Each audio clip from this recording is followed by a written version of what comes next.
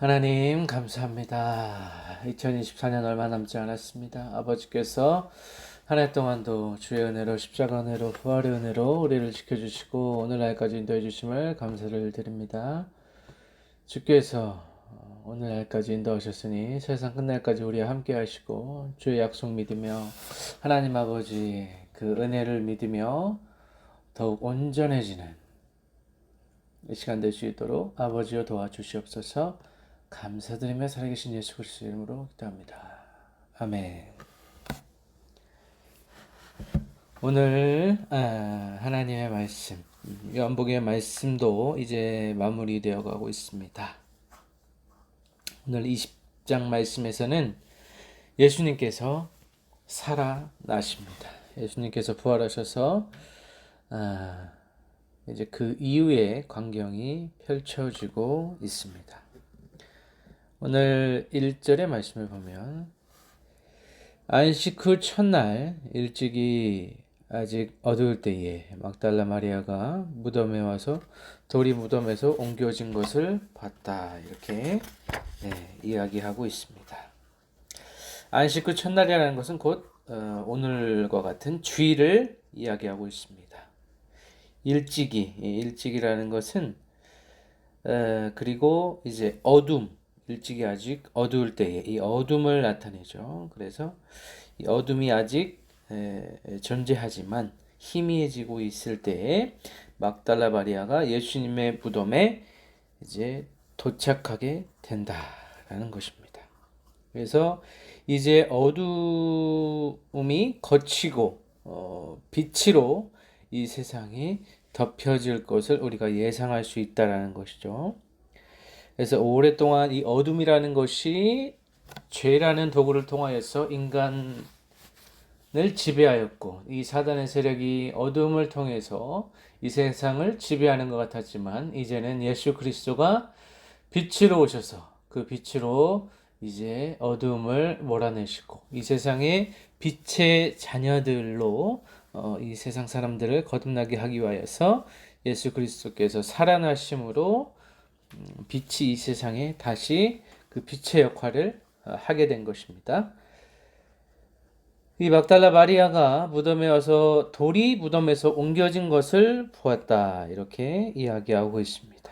그래서 당시 유대인의 이 장사를 어떻게 지냈는지에 대해서 우리가 얼핏 유추해 볼 수 있다는 것이죠. 돌이 무덤에서 옮겨졌다는 것은 예수님께서 다시 말씀드리자면 부활하셨다는 것을 방증하는 것입니다. 그래서 이 빈 무덤이라는 것이 결국에 예수님의 육체적인 부활, 육체적 부활에 대한 증거 가운데 하나가 된다라는 것입니다.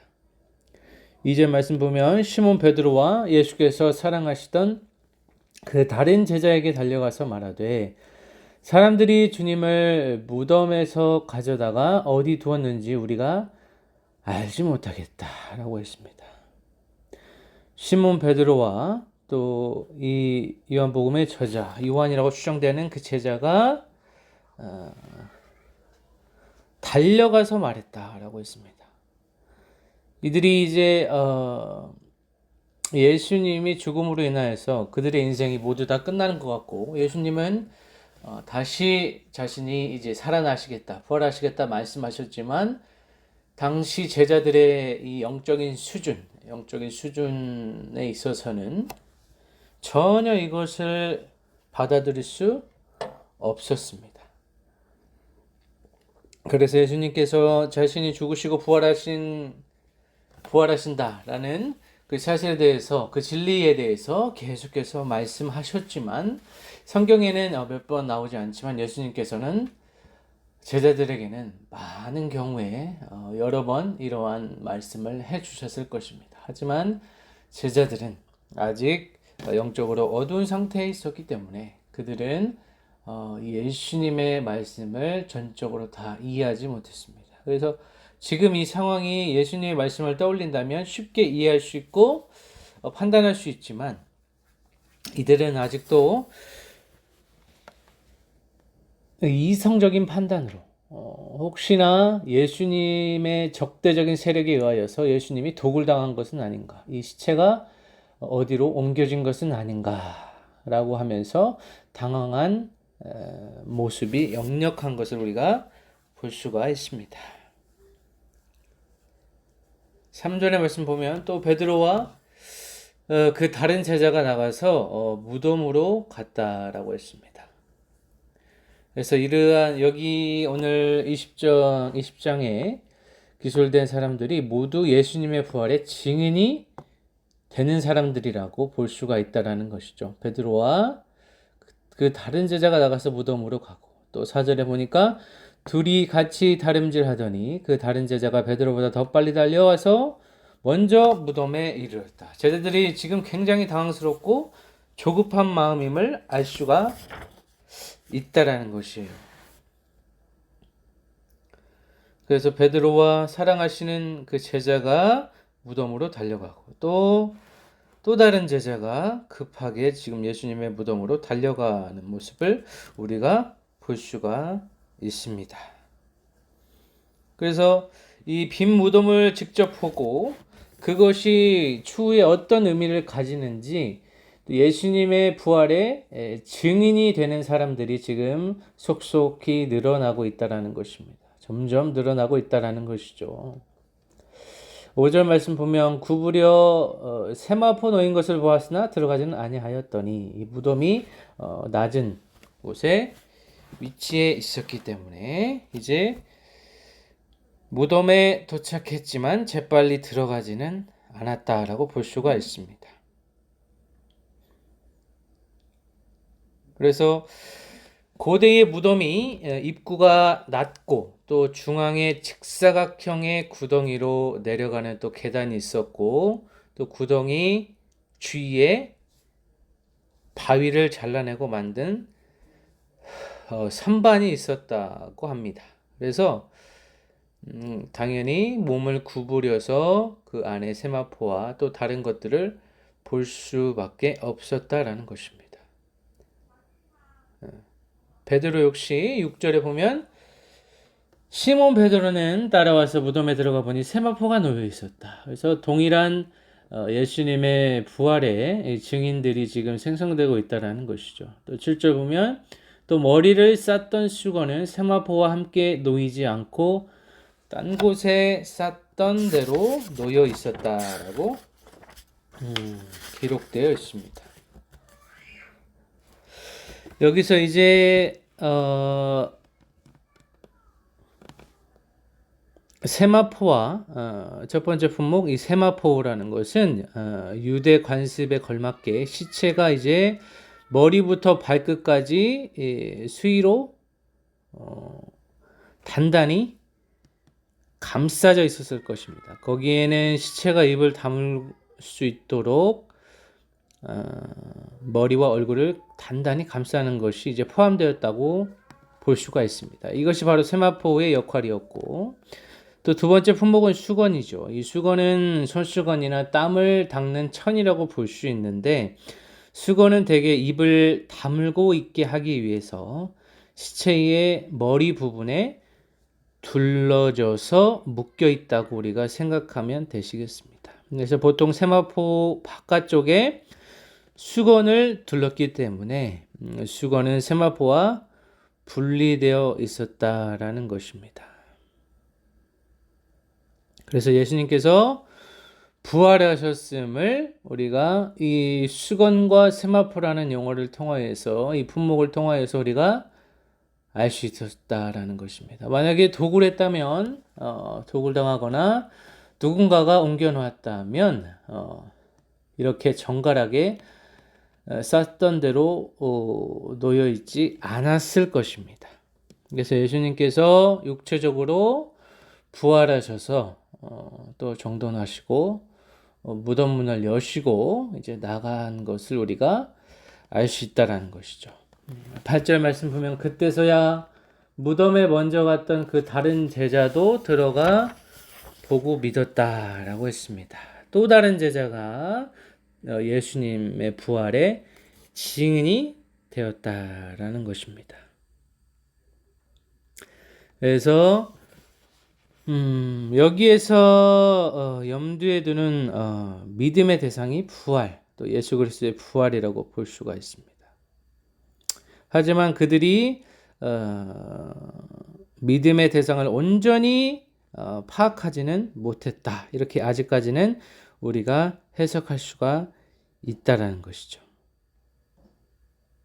그래서 이 제자들이 여전히 확실하게 온전하게 알지는 못하지만 이제 새로운 진리로 그들이 전에 생각하지 못했던, 혹은 예수님께서 말씀하셨음에도 불구하고 그들이 흘려들었던 그 예수님의 말씀을 이제는 이제 새로운 진리로 그들에게 다가오고 있음을 우리가 볼 수가 있다라는 것입니다.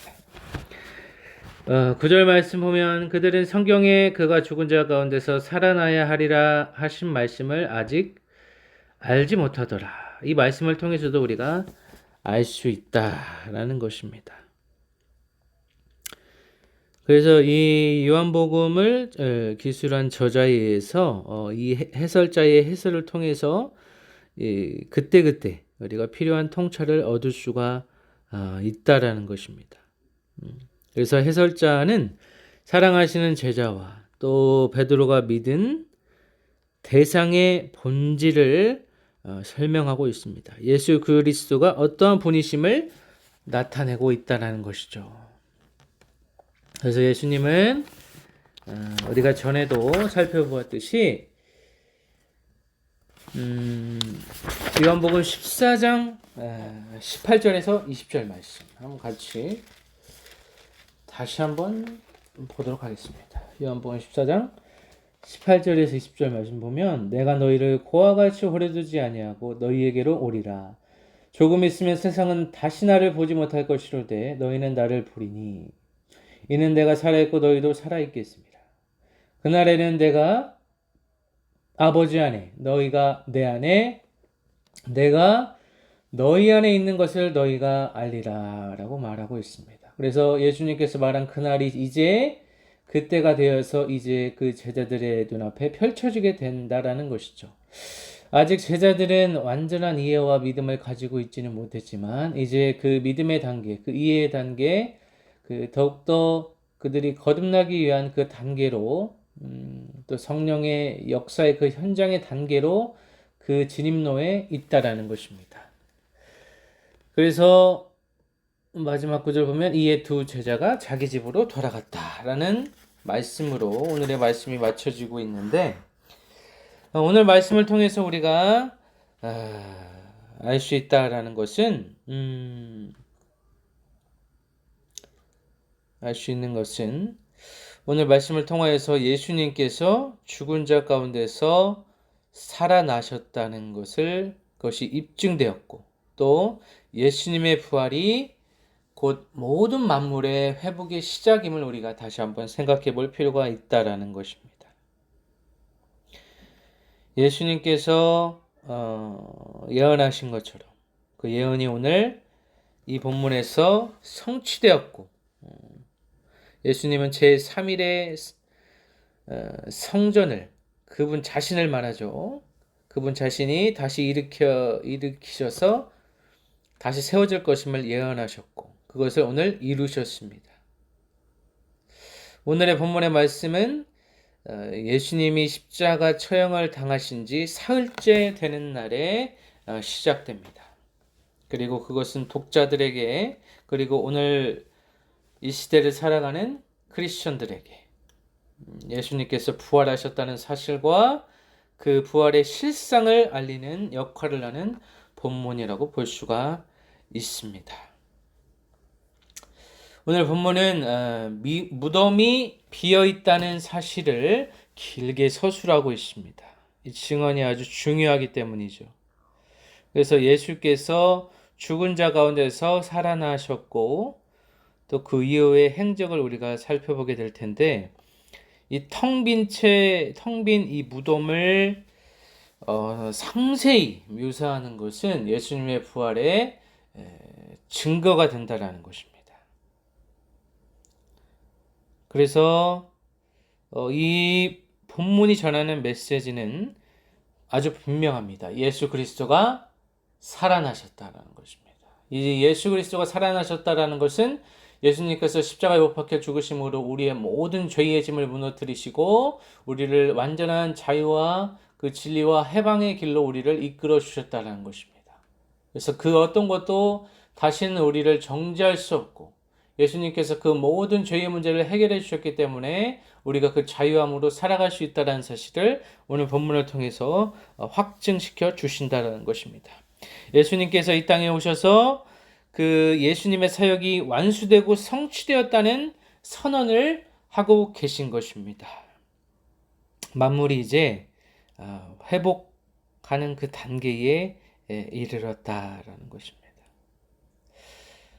기독교 신앙에 있어서 이 십자가 부활은 가장 중요한 신앙의 모태라고도 볼 수가 있습니다. 가장 근본적이고 본질적인 부분이라고 할 수 있다는 것이죠. 예수 그리스도가 죽으시고 부활하지 않으셨다면 우리가 예수님을 믿을 필요가 없어지는 것이고 예수님의 존재, 이 유무가 우리에게 아무런 의미가 없게 되는 것입니다. 이렇게 말씀드릴 수 있을 만큼 예수 그리스도의 십자가와 부활, 이것이 우리 인생의 전부가 되어야 되는 것이죠. 그래서 무덤이 비어 있었다는 사실, 이 부활의 사실은 예수님을 믿는 모든 사람이 이제 영원히 살 수 있다라는 것을 나타내는 것입니다. 나타냅니다.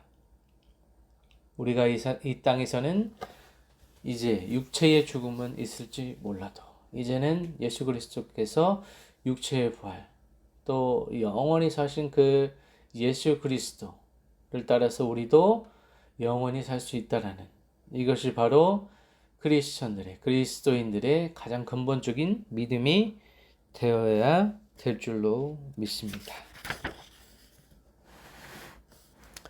오늘 본문에서 점진적으로 전개되는 것 중에 중심이 되었던 것이 바로 우리가 창세기를 떠오르게 합니다. 예수님께서 부활하신 그 장소가 동산이었죠.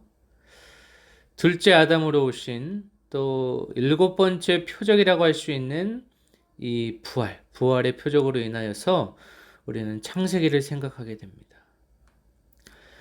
예수 그리스도가 아버지께 받은 사명을 완수하시고 이제는 그 아버지께서 하셨던 새 창조를 시작하셨다는 의미로 우리가 해석할 수 있습니다. 빈 무덤이라고 하는 것은 이제 더 이상 죽음이 우리에게 효력을 발휘할 수 없고 죽음이 완전한 패배를 하고 또 모든 피조물이 새 생명을 받았다고 선언한 것입니다. 그래서 부활이 우리 인생에, 우리의 삶에 막대한 영향을 미치고 전부라고 할 정도로 이 십자가 부활 사상이, 부활 신앙이 우리 인생의 전부가 되어야 할 정도로 강력하게 주장하고 있다는 것입니다. 고린도전서 15장 20절 보면 아담 안에서 모든 사람이 죽은 것 같이 그리스도 안에서 모든 사람이 삶을 얻으리라.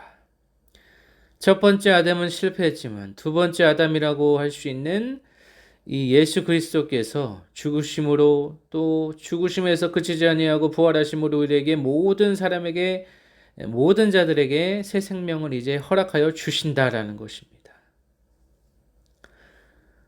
죽음 자체가 패배한 것은 예수 그리스도가 살아나셨기 때문에 예수 그리스도가 살아나셨기 때문에 이제 더 이상 죽음이 우리에게 더 이상 효력을 발휘할 수 없다라는 것이고 죽음으로 인하여서 죄로 인하여서 우리가 더욱더 더 이상은 위축되지 아니하고 이제는 아버지와 영원히 살 수 있는 그 풍성한 은혜를 누리며 살 수 있는 거룩한 신분이 되었다라는 것입니다.